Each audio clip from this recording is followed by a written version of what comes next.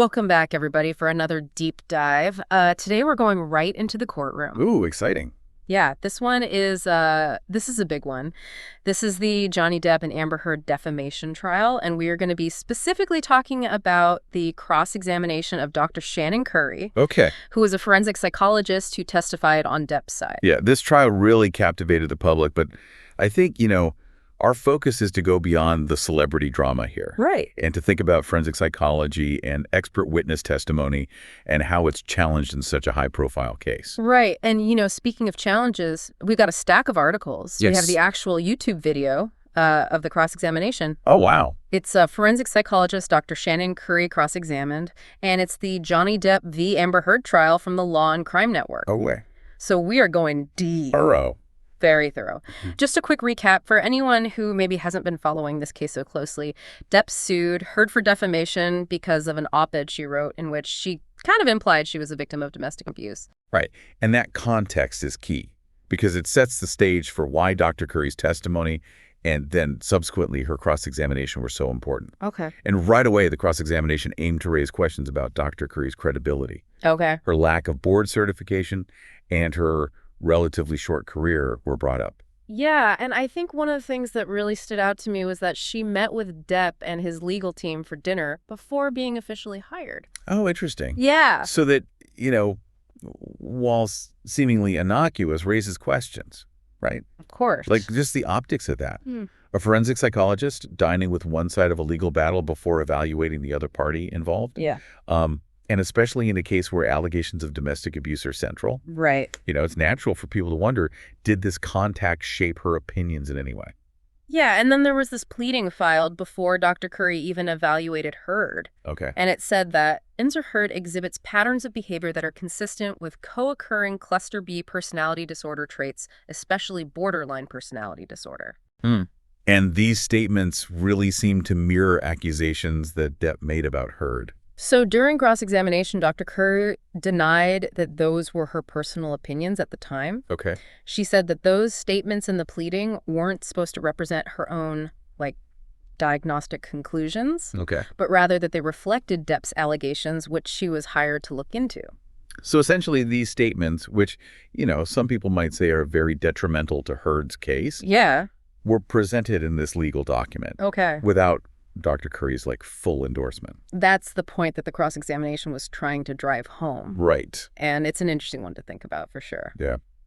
And, this also brings us to, I think, a big topic that a lot of people were talking about. Yes. Borderline personality disorder. Okay, let's unpack that a little bit because the cross-examination really goes into the whole, what is borderline personality disorder Sure. and all the kind of, complexities around it. Yeah. We see questions about, how often are women diagnosed with this? And then there's the whole question of, is there a connection between borderline personality disorder and childhood trauma? Yeah, and I think it's important to understand that, borderline personality disorder is a complex mental health condition. Right. It's characterized by, emotional instability, difficulty with interpersonal relationships, and kind of like a distorted sense of self. Yeah.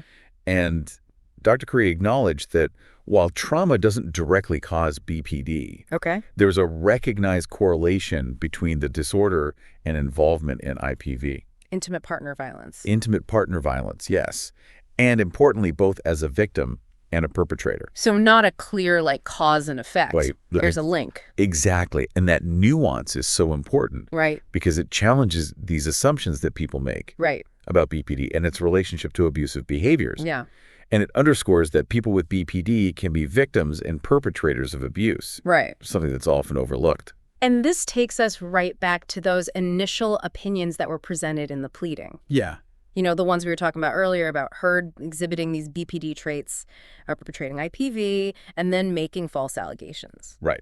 So Dr. Curry, during her cross-examination, stated under oath that those were not actually her professional opinions. Okay. That they were more a part of a preliminary investigation based on Depp's claims. So again, we have these statements that could be viewed as damaging to Heard's case, Right. but they were presented in this legal context, Yeah. even though she's now saying they weren't her fully formed opinions. Exactly. And, this raised this question of what impact do these initial statements have, Right. in shaping the public perception and potentially swaying the jury? Right, because this is a defamation case. Right. So public perception and her reputation are key here. Absolutely. And then things get even more interesting when the cross-examination shifts focus to Dr. Curry's review of notes and depositions from other professionals who had interacted with Heard. Yeah.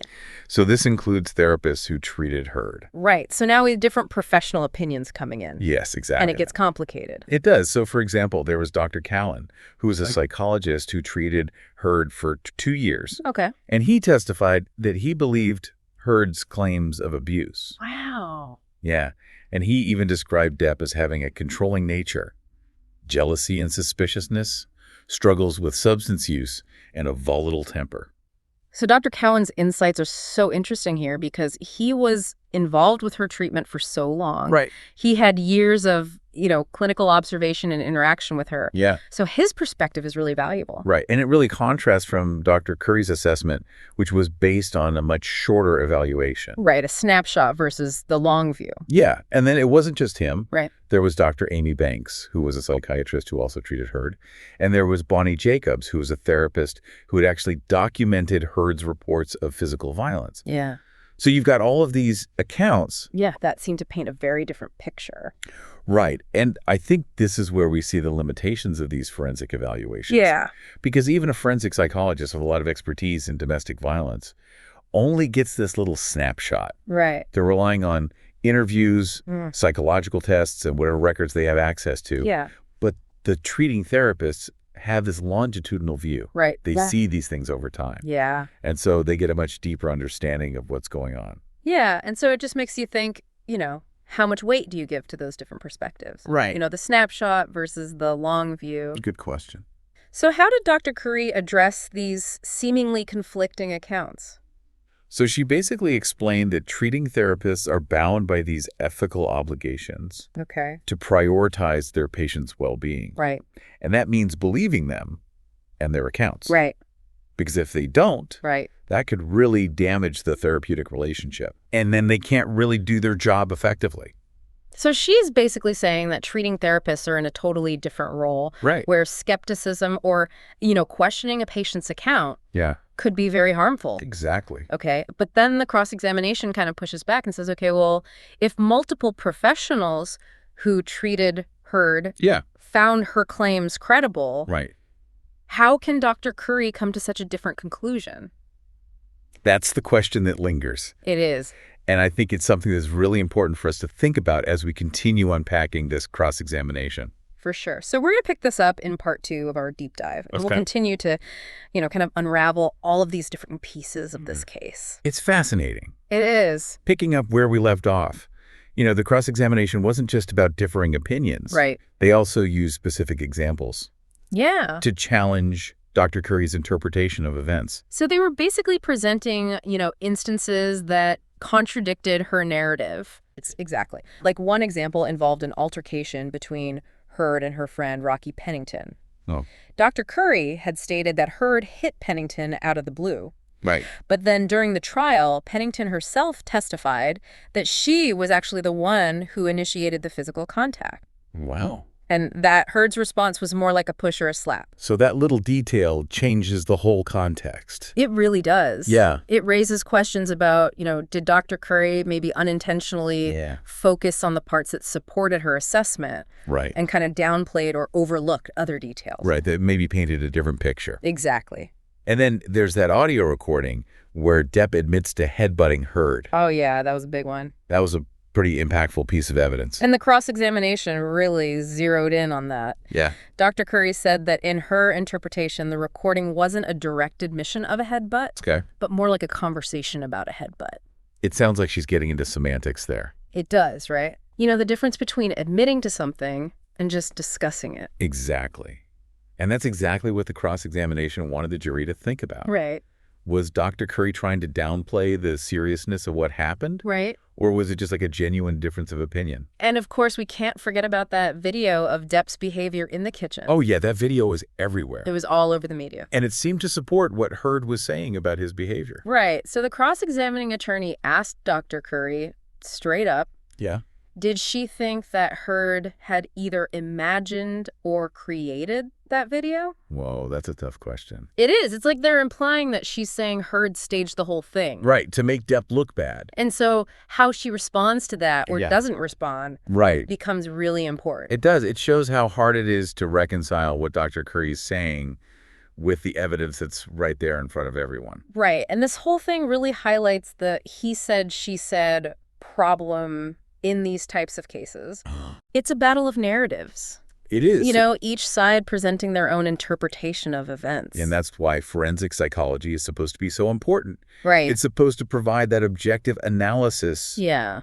based on science and not just personal stories. But as we're seeing, objectivity can be really hard to achieve. It can. Even expert opinions like Dr. Curry's Yeah. can be influenced by, how the information is presented, how it's interpreted, and then ultimately how it's used. And this cross-examination really shows us those potential pitfalls. Yeah. It makes us think about how much weight should we really give to expert testimony Right. when it could be so subjective. Especially in cases like this, where Right. the stakes are so high. Exactly. All right, so let's shift gears a little bit and talk about the psychological testing that was brought up in the cross-examination. Okay. The MMPI-2 was a big focus. Ah, yes, the MMPI-2. I feel like that one comes up in a lot of cases that involve psychological evaluation. It does. It's a really common tool. For assessing personality and psychopathology. Right. But it's important to understand that the interpretation of those results can be really nuanced. Okay. And so the cross-examination questioned Dr. Curry's analysis of Heard's test results, Yeah. especially the idea that Heard might have been exaggerating her symptoms. Right, which is sometimes called malingering. Malingering, exactly. Yeah, and if I remember correctly, Dr. Curry basically said that Heard's results didn't really show that. Right. But they also brought up another test, Okay. the CIPS-5, Okay. which is designed to assess PTSD symptoms. Okay. And Dr. Curry actually stated that Heard's results on that test showed gross exaggeration. So now we have two different tests. Yeah. Potentially conflicting results. Right. Different interpretations. It gets complicated. It does. So this kind of highlights the problem with relying too much on these tests in legal settings. It does. Can we really use them to get these definitive, objective measures of mental health? It's a good question. Especially when the results can be so different. Yeah, and it's not just that. Yeah. They also brought up that Heard displayed this defensive profile on the MMPI-2, Okay. which could mean that she was trying to downplay her mental health issues. Right. Either consciously or unconsciously. Right. Present herself in a better light. Exactly. So that could have skewed the test results. Potentially. And it brings up this really tricky question. Yeah. How do we separate truth from manipulation in these situations? That's the million-dollar question. Right. And I think it really underscores the need for a comprehensive evaluation. Right. It can't just be about the test scores. Yeah. You have to consider the person's behavior, clinical interviews, and information from other sources. To get a more complete picture. A more holistic view. Okay, and I think this cross-examination did a really good job It did. of showing how difficult that can be. Yeah, especially with all the conflicting information and interpretations. You're right. And speaking of conflicting information, Yep. let's talk about the discussion around trauma symptoms. Oh, yeah. Because that was another focal point of this cross-examination. Right. Heard reported experiencing, all those common trauma symptoms. Yeah. The fear, the anxiety, the difficulty feeling safe, Right. memory problems, relationship issues. All very real and very common reactions to trauma. Right. But Dr. Curry seemed to suggest that some of those symptoms could be because of Heard's personality disorders. Okay. And not necessarily a direct result of trauma. So it sounds like she's downplaying the impact of the alleged abuse. Yeah, and kind of implying that it was Heard's personality. Right. That was really driving her behavior and her struggles. And it's really important to remember Yeah. that trauma can make existing conditions worse. Yeah. It can trigger new symptoms, Right. and it can completely change how a person interacts with the world. And to say that her personality is the only reason for her suffering, Yeah. especially when there's evidence of potential trauma, Right. seems way too simplistic. It doesn't capture the complexity of the situation. Yeah, and so I think this really emphasizes the need It does. for a more nuanced understanding of trauma Yes. and how it impacts mental health, Absolutely. especially in a relationship where abuse is alleged. Right, because you can't just separate those things out. This deep dive has really been eye-opening. It has been. It's so hard to evaluate these claims of abuse. It is. Especially when you have ambiguous evidence Right. and different interpretations of what happened. And we've seen the limitations of the tests, Yeah. the potential for bias, Yeah. and the challenges of really understanding the role of personality versus trauma. Right. It's a lot to think about. It is? And it raises questions about how we deal with these issues as a society. Absolutely. How can we improve our systems? Right. How can we make sure things are fair and accurate? Yeah, because the truth is hard to find in these situations. It is so much to ponder. And we are going to continue this discussion in part 3 of our deep dive. Okay. So definitely stick with us. Sounds good. We talked about the roles of treating therapists and forensic evaluators, and that's something that the cross-examination really focused on. Yeah, it seemed like they were really trying to highlight the differences there. They were, and Dr. Curry made it very clear, that treating therapists, they have to believe their patients. Right, because of those ethical obligations. Exactly. They have to create that safe space. Yeah, that makes sense. It's a totally different dynamic. Right. The therapist isn't there to prove or disprove anything. Yeah, their goal is to help the person. Help them cope, heal, Yeah.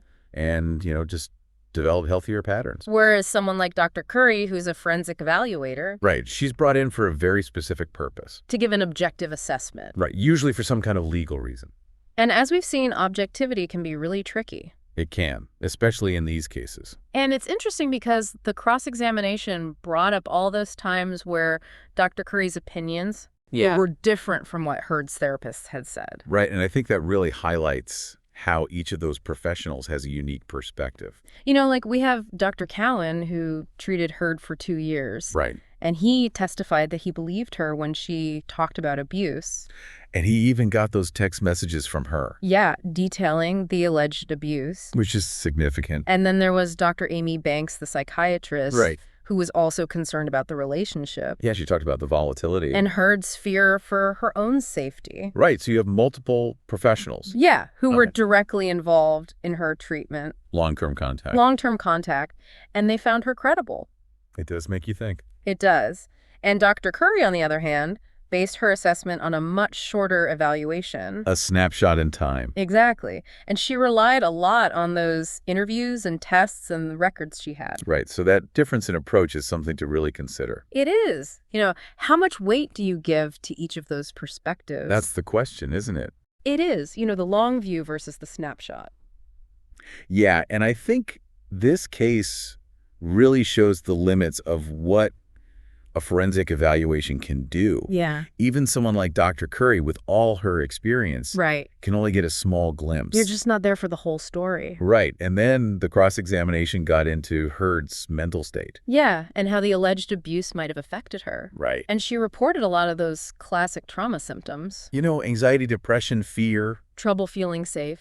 Yeah, problems with memory relationships. That's a long list. And those symptoms are real. Yeah, they can have a huge impact on someone's life. They really can. But Dr. Curry kind of downplayed the connection. Between those symptoms and the alleged abuse. Right. She said it was probably because of Heard's personality disorders. Right, like that was the main cause. Yeah, and it just makes you wonder, can you really separate those things? Can you really say it's just the personality? Especially when you have evidence of potential trauma. It's just not that simple. It's not. And I think this really highlights the need to understand trauma better. It does. And how it affects people's mental health. Especially in a relationship where there's abuse. Exactly. Yeah. You can't just ignore that part of the equation. You can't. And this deep dive has really been fascinating. It has. It shows just how hard it is to figure out what happened in these cases. Yeah. When you have unclear evidence and everyone's interpreting things differently. And all the limitations we've talked about. Right. The tests and potential for bias. Trying to tease apart personality from trauma. So much to think about. It really is. And it makes you question how we as a society handle these situations. Yeah. How can we do better? How can we make sure that the process is fair and that we're getting to the truth as much as possible? Because let's face it, in these cases, finding the truth is hard. It is. It's a messy process. It is, but I think these conversations are so important. They are. And I hope this deep dive has given our listeners a lot to think about. Me too. And, keep questioning, stay informed. Yeah. And never stop thinking critically about these issues. Well said. I think that's a great place to wrap things up. I agree. Thanks for joining us on this deep dive into the Depp v. Heard trial. It's been a pleasure. And we'll be back with more deep dives into important and fascinating topics soon.